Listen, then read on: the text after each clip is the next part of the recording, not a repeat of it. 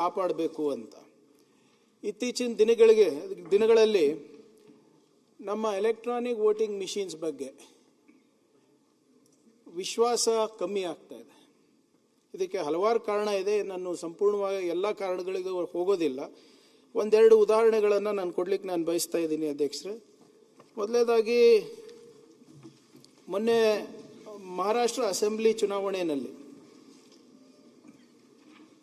Election commission of India data ಪ್ರಕಾರ ಸಂಜೆ 5 ಗಂಟೆಗೆ ಮತದಾನ ಆಗಿದ್ದು 58.22% ಅಧ್ಯಕ್ಷರೇ. ರಾತ್ರಿ 11ವರೆಗೆ ಅದು 65.02% ಆಗುತ್ತೆ. ಫೈನಲ್ ಪರ್ಸೆಂಟೇಜ್ ಬಂದಾಗ 66.05% ಆಗುತ್ತೆ. ಅಂದರೆ ಈ 5 ತಾಸಿನಲ್ಲಿ ಸುಮಾರು 10 ಲಕ್ಷ ಅಡಿಷನಲ್ ವೋಟರ್ಸ್ ಆಗ್ಬಿಡ್ತಾರೆ ಅಧ್ಯಕ್ಷರೇ. ಅದೇ ರೀತಿ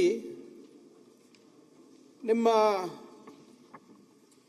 ಹರಿಯಾಣ ಮತ್ತು ಜಮ್ಮು ಆ್ಯಂಡ್ ಕಾಶ್ಮೀರ್ ಚುನಾವಣೆಯಲ್ಲೂ ಕೂಡ ಏನು ಮೊನ್ನೆ ನಡೆದಿತ್ತು, ಅದರಲ್ಲೂ ಕೂಡ ಹರಿಯಾಣನಲ್ಲಿ ಸಡನ್ ಇನ್ಕ್ರೀಸ್ ಬೈ 6.71% ಆ್ಯಂಡ್ ಜಮ್ಮುನಲ್ಲಿ 4.01%. ಇದನ್ನು ಪ್ರಶ್ನೆ ಮಾಡಿ ಹಲವಾರು ರಾಜಕೀಯ ಪಕ್ಷಗಳು ಕೂಡ ECI ಅವರಿಗೆ ಕೇಳಿದ್ರು. ಅದರ ಜೊತೆಗೆ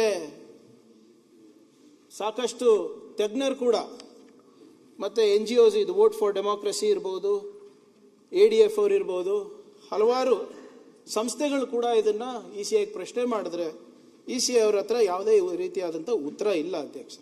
ಈ ಸಿಟಿಸನ್ ಕಮಿಷನ್ ಆಫ್ ಎಲೆಕ್ಷನ್ಸ್ ಇರ್ಬೋದು, ವೋಟ್ ಫಾರ್ ಡೆಮಾಕ್ರಸಿ ಇರ್ಬೋದು, ಹಲವಾರು ಬಾರಿ ಇದ್ರ ಬಗ್ಗೆ ಪ್ರಶ್ನೆ ಮಾಡಿದ್ರು ಕೂಡ ಎಲೆಕ್ಷನ್ ಕಮಿಷನ್ ಆಫ್ ಇಂಡಿಯಾದಿಂದ ಯಾವುದೇ ಸಮರ್ಪಕವಾದಂಥ ಉತ್ತರ ಬಂದಿಲ್ಲ ಅಧ್ಯಕ್ಷ.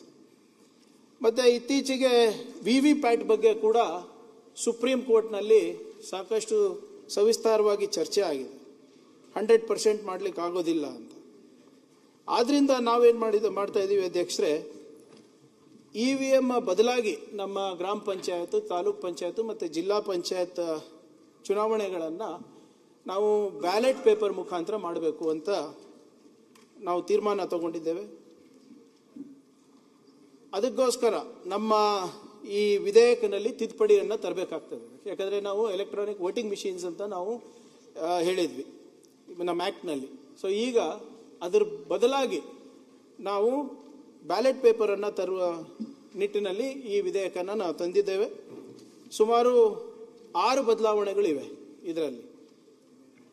ಸೆಕ್ಷನ್ 2ರಲ್ಲಿ ನಾವು ಒಂದು ಕ್ಲಾಸನ್ನು ಇನ್ಸರ್ಟ್ ಮಾಡ್ತಾ ಇದ್ದೀವಿ. Insertion of 2A. ಇದರಲ್ಲಿ ಬ್ಯಾಲೆಟ್ ಬಾಕ್ಸು ಮತ್ತು ಬ್ಯಾಲೆಟ್ ಪೇಪರ್ನ ಡೆಫಿನಿಷನನ್ನು ನಾವು ಕೊಟ್ಟಿದ್ದೇವೆ. ಸೆಕ್ಷನ್ 7 ಆಫ್ ಗ್ರಾಮ panchayat, section 130 of taluk panchayat and section 169 of ಜಿಲ್ಲಾ ಪಂಚಾಯತ್ನಲ್ಲಿ ಯಾವ ಸೆಕ್ಷನ್ನಲ್ಲಿ ಎಲೆಕ್ಟ್ರಾನಿಕ್ ವೋಟಿಂಗ್ ಮಿಷಿನ್ಸ್ ಇತ್ತು ಮತ್ತು ಅದರ ಎಕ್ಸ್ಪ್ಲನೇಷನ್ ಇತ್ತು, ಅದನ್ನು ಡಿಲೀಟ್ ಮಾಡ್ತಾ ಇದ್ದೀವಿ ಅಧ್ಯಕ್ಷರೇ. ಮತ್ತು ಸೆಕ್ಷನ್ 165ನಲ್ಲಿ ಹಿಂದೆ ಎಲೆಕ್ಟ್ರಾಲ್ ರೋಲು ಪಾರ್ಲಿಮೆಂಟ್ನಲ್ಲಿ ಅಥವಾ ಎಲೆಕ್ಷನ್ ಇದು ನಮ್ಮ ಅಸೆಂಬ್ಲಿ ಎಲೆಕ್ಷನ್ನಲ್ಲಿ ಏನಿದೆ ಆ ಎಲೆಕ್ಟ್ರಾಲ್ ರೋಲನ್ನು ಯೂಸ್ ಮಾಡ್ತಾ ಇದ್ವಿ. ಆದರೆ ಈಗ ಗ್ರಾಮ ಪಂಚಾಯತಿಗೆ ಮತ್ತು ನಮ್ಮ ತಾಲೂಕ್ ಪಂಚಾಯತ್, ಜಿಲ್ಲಾ ಪಂಚಾಯತಿಗೆ ಎಲ್ಲ ಸೇರಿ electoral roll state election commissioner ಅವರು ಪ್ರಿಪೇರ್ ಮಾಡ್ತಾರೆ ಅಧ್ಯಕ್ಷರೇ.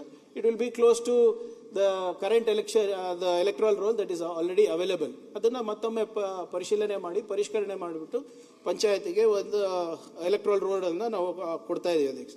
ಸೊ ಈ ಎಲ್ಲ 6ರಲ್ಲಿ ಒಂದು ಇನ್ಸರ್ಷನ್ ಕ್ಲಾಸ್ ಇದೆ of the definition of ballot paper and ballot boxes. 3 deletion of electronic voting machines and replacing those words with ballot papers ಇದೆ ಅಧ್ಯಕ್ಷರೇ.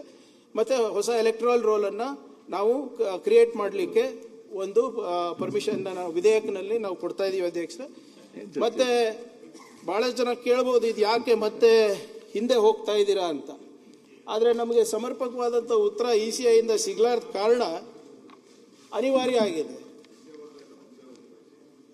ಕೇಳ್ಬಿಡಿ, ಅರುಣಾಚಲ್ ಪ್ರದೇಶದಲ್ಲಿ ಕೂಡ ಪಂಚಾಯತ್ ಚುನಾವಣೆ ಬ್ಯಾಲೆಟ್ ಪೇಪರ್ನಲ್ಲಿ, ಅಸ್ಸಾಂನಲ್ಲಿ ಬ್ಯಾಲೆಟ್ ಪೇಪರ್ನಲ್ಲಿ ಆಗುತ್ತೆ, ಬಿಹಾರ್ನಲ್ಲಿ, ಮತ್ತು ಛತ್ತೀಸ್ಗಢನಲ್ಲಿ, ಗೋವಾನಲ್ಲಿ, ನಿಮ್ಮ ಹಿಮಾಚಲ್ ಪ್ರದೇಶ, ಜಾರ್ಖಂಡು, ಮಧ್ಯಪ್ರದೇಶ, ಮಹಾರಾಷ್ಟ್ರ, ಮಣಿಪುರು, ಮೇಘಾಲಯ, ಮಿಜೋರಾಂ, ನಾಗಾಲ್ಯಾಂಡ್, ಒಡಿಶಾ, ಪಂಜಾಬ್, ಸಿಕ್ಕಿಂ, ತ್ರಿಪುರಾ, ಉತ್ತರ ಪ್ರದೇಶ್, ಉತ್ತರಾಖಂಡ್, ವೆಸ್ಟ್ ಬೆಂಗಾಲ್, ಇಲ್ಲೆಲ್ಲ ಕೂಡ ಬ್ಯಾಲೆಟ್ ಪೇಪರ್ನಲ್ಲೇ ಇದೆ ಅಧ್ಯಕ್ಷರೇ. ಸಾಕಷ್ಟು ಚರ್ಚೆ ಮಾಡ್ಬೋದು ಇದ್ರ ಬಗ್ಗೆ. ಆದರೆ ನನ್ನ ಮನವಿ ಏನಪ್ಪಾ ಅಂದರೆ, ಇದು ಇನ್ interest of preserving democratic processes and more importantly the secrecy of ballot paper which has been enhanced in various Supreme Court judgments, ಇದನ್ನ ನಾವು ತಂದಿದ್ದೀವಿ ಅಧ್ಯಕ್ಷರೇ. ಇದನ್ನ ಪಾಸ್ ಮಾಡಿಕೊಡ್ಬೇಕು ಅಂತ ತಮ್ಮ ಹತ್ರ ಕೇಳ್ಕೊತಾ ಇದ್ದೀನಿ. ಏನಾದರೂ ಕ್ಲಾರಿಫಿಕೇಶನ್ಸ್ ಇದ್ರೆ ಕೊಡ್ತೀನಿ. ಪ್ರತಿಪಕ್ಷ ನಾಯಕ ಕ್ಲಾರಿಫಿಕೇಶನ್ ಅಲ್ಲ, ಇರೋದೇ ಎಲ್ಲ ಅದು